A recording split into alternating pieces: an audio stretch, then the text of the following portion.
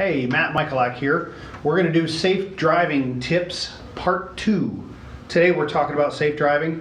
One of the things you need to know is that you need to be seen. So signaling is an important thing, especially as we drive our bigger vehicles or we're pulling a trailer, moving a load. We need to be seen. So signal early, but not too early. About 100 feet before you turn, or about 2 seconds before you turn, maybe 3 seconds, something like that. Keep the signal on all the way through the turn and cancel the signal when the turn is finished. Signal before changing lanes. Remember to check your mirrors and change lanes smoothly and slowly. Should take you about 3 seconds to change lanes if you're on the highway. If you're yanking it over, that's too fast. Okay, so take your time, move smoothly, and be visible as you're moving in between lanes and when you're turning. Communicate your presence to others so they can see you. One way to do that is using your low beams all the time when you're driving, even when it's daytime. That helps others to see you coming in the shadows.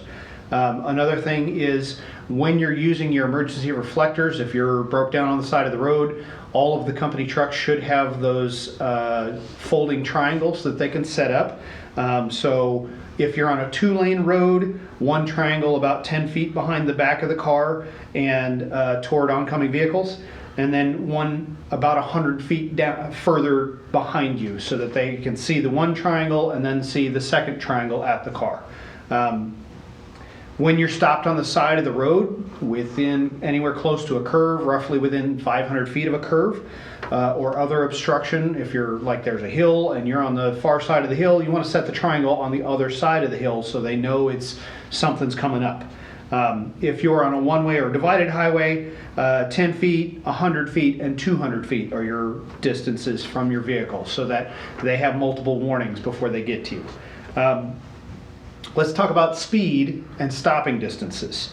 Factors that affect stopping include reduced tractions, poor road surface conditions, curves, load size, reduced visibility, heavy traffic and hills. Any of these things will increase your stopping distance. So you need to be aware of that, especially, like I said, as we're driving bigger vehicles, we need to be careful about it takes longer to get those bigger vehicles stopped. And as you stack more of those factors together, we're driving a bigger vehicle with a trailer and it's fully loaded. Now we've got a lot more stopping distance and more reaction time that's needed to get you stopped safely. At 60 miles an hour, your vehicle travels about 88 feet every second.